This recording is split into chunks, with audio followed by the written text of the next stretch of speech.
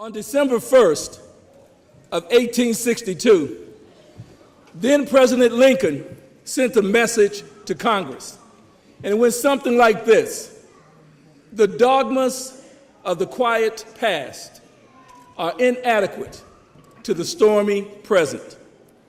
The situation is piled high with difficulty, and we must rise with the occasion. And as our case is new, we must think anew, we must act anew. We must disenthrall ourselves, and then we shall save our country. Now, of course, Lincoln was referring to the Civil War, and specifically, he was challenging Congress to be the leaders they professed to be. His point was, things are different now. You need to stop thinking about things in those old ways.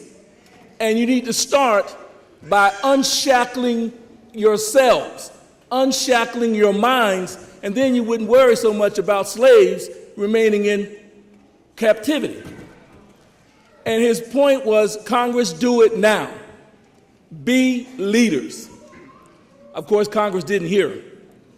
And so on January 1st of 1863, he issued the Emancipation Proclamation, which freed all the slaves in all the southern states that were in hostilities against the Union.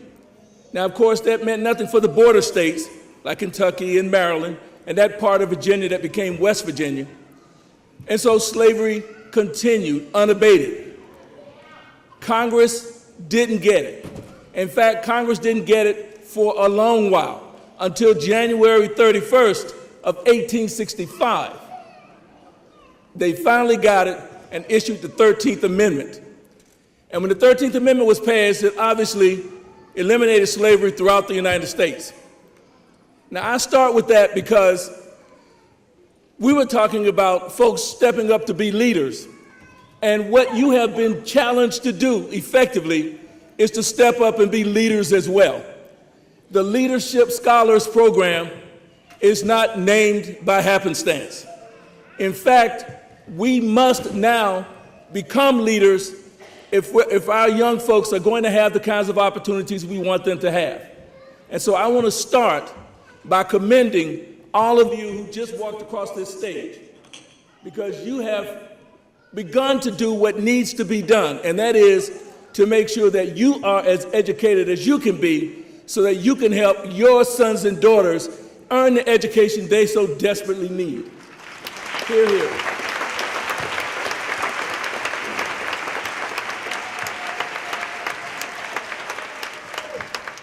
And parents make all the difference in the world.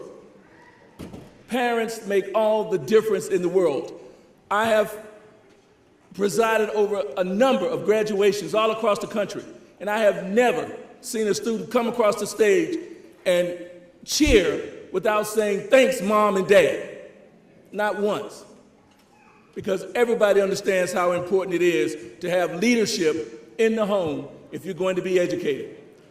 And I can tell you that I know that experience well. My mother and father finished the 10th and 8th grades respectively, were sharecroppers in South Carolina when they decided to move to North Carolina.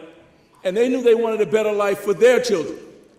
And so they instilled in us that we were going to go to school, that we were going to go to college. Now, they couldn't help us as much as we could have hoped in some instances, but they insisted that we would educate ourselves. And so when I didn't get that football scholarship, hint, hint, I was still able to go on to school. And when I didn't have all the money that I needed, I was able to secure those funds to go to school. In fact, I distinctly remember walking out of the house on my way to join the Navy. And this is no disrespect to the armed services, because obviously we appreciate all the work that all of our servicemen and women perform for us. But that's where I was headed when my mother stopped me and said, "Where are you going?" I said, "I'm going to join the Navy. I need $70. 70, ladies and gentlemen. I need $70. I have scholarships. I have grant and aids. I need $70 in order to go to school. I don't have it, and I'm not willing to humble myself to ask my father for it. And my mother stopped me and she said, yes, you are. She said, you're going to go in there, you know that when you ask your father, he's going to rant and rave for an hour, and then he's going to lend you the money. And that, young man, is what you are going to do. And so, of course, I did it because I respected my mother and I respected my father, and surely enough, he ranted and raved for an hour, but he did give me the $70. And so I was able to go to school. We have to think long and hard about that, folks, about what we need to do to invest in ourselves. I wasn't willing to borrow $70 from my father. And now you hear all this horror stories about debt in college. And it's a real story, don't get me wrong. But we have to make sure our young folks understand that if you have to borrow a little bit of money to invest in yourself, to invest in your education, that's better than an investment in a car.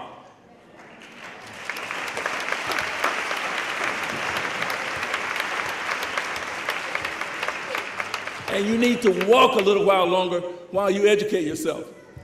You know, in the law we have a saying. It's re ipsa loquitur. And I'm sure I have some lawyers out there who can relate to this. Re ipsa loquitur is Latin. R-E-S-I-P-S-A-L-O-Q-U-I-T-U-R. And the thing means, the thing speaks for itself. And it's a rebuttable presumption in the law when everything else suggests that this is the way it happened. And so we used to play with that phrase, re ipsa loquitur, and just call it re ipsa. And so my best friend put it on his Porsche. Re ipsa, I don't have to explain it. It speaks for itself. Well, when I saw you walking across the stage today, I thought the same thing. Re ipsa. You obviously speak for yourself when you walk proudly across this stage and proclaim that you are going to do everything you can do to make sure that your sons and daughters have every opportunity they can have. And so again, I commend you. I commend you on stepping up, standing out on behalf of your sons and daughters. President Lincoln also said, there are no accidents, for every effect must have its cause. The past is the cause of the present, and the present will be the cause of the future. So very quickly, you're not here by happenstance today walking across this stage. You're here because you decided to do something. You had a goal, you developed a plan, and you executed that plan with the help of the whites. Yes? Thank you very much. Thank you. And because you executed the plan, you are now here today in better positions than you were a few short weeks ago to help your sons and daughters to achieve all they can achieve, and in fact, to help yourselves achieve all that you can achieve. I heard the young lady say that she wants to go back to school herself. That's fantastic. My sister, and I just spoke with her last night, also dropped out of school at age 17 when she had a child. And she got married, and that didn't work, and she worked hard, and she struggled, but she always remembered that she was going to go to school because our parents had instilled that in her. So at 53 years old, she graduated with a bachelor's degree from High Point University.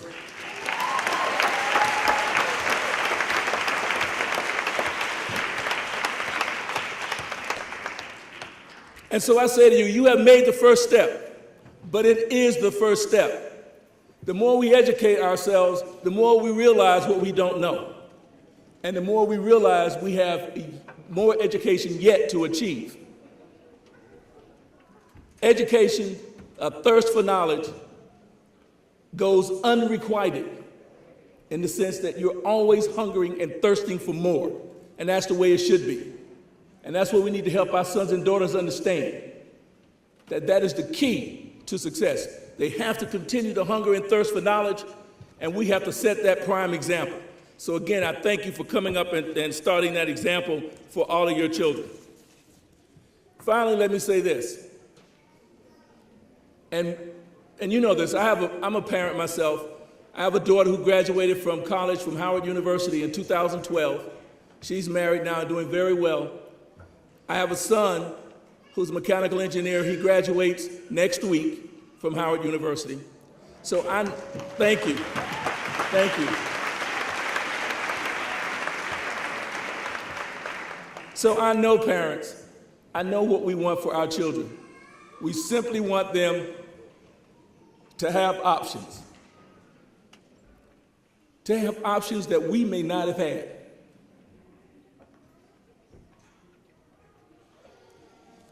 And we're just parents. We don't have all the answers. And we make mistakes because although we may have experienced parenting from a child's perspective, we may observe parenting from a brother or sister's perspective, but we will make mistakes because we are still trying to figure it out. But I want to encourage you that when you make the mistake, just step back, gather yourselves, and remember that it doesn't matter how much difficulty, it doesn't matter what the struggle, all it matters is that we are, in the final analysis, unconquerable. And I'm sure you guys are familiar with the poem Invictus. You might remember that. Out of the night that covers me, black as the pit from pole to pole, I thank whatever gods may be for my unconquerable soul. In the fell clutch of circumstance, I have not winced nor cried aloud. Under the bludgeoning of chance, my head is bloody but unbowed. Beyond this place of wrath and tears looms but the horror of the shade, and yet the menace of the years finds and shall find me unafraid. It doesn't matter how straight the gate, nor how charged with punishment the scroll. I am the master of my fate. I am the captain of my soul.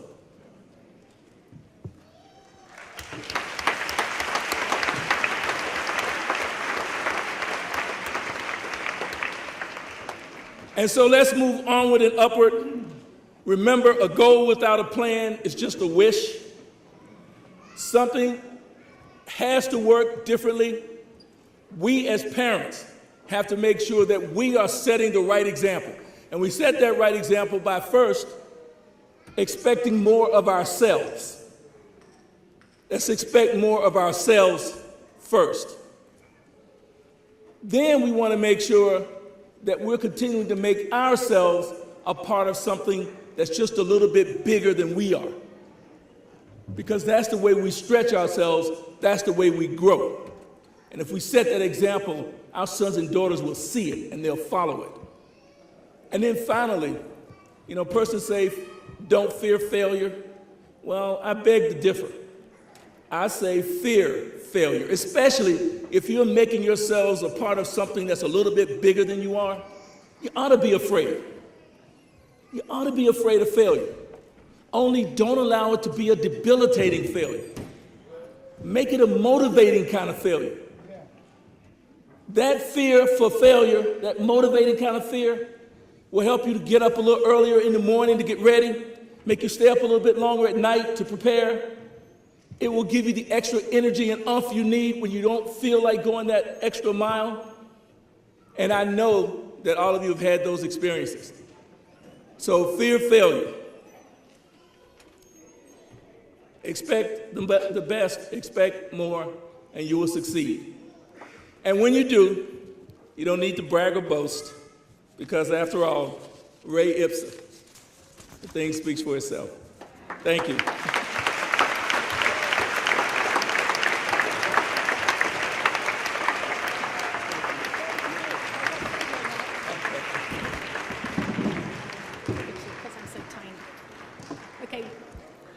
just to say it's a pleasure beyond all words for me to invite Dr. Williams to be part of the Leadership Scholars family. Dr. Williams?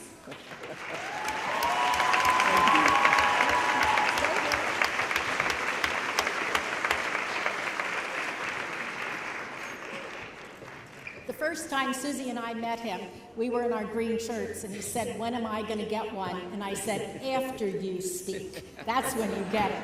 And here's a planter for his office as remembrance of us and that he thinks of our family on a regular basis. Dr. Williams, you were magnificent. Thank you. Thank you.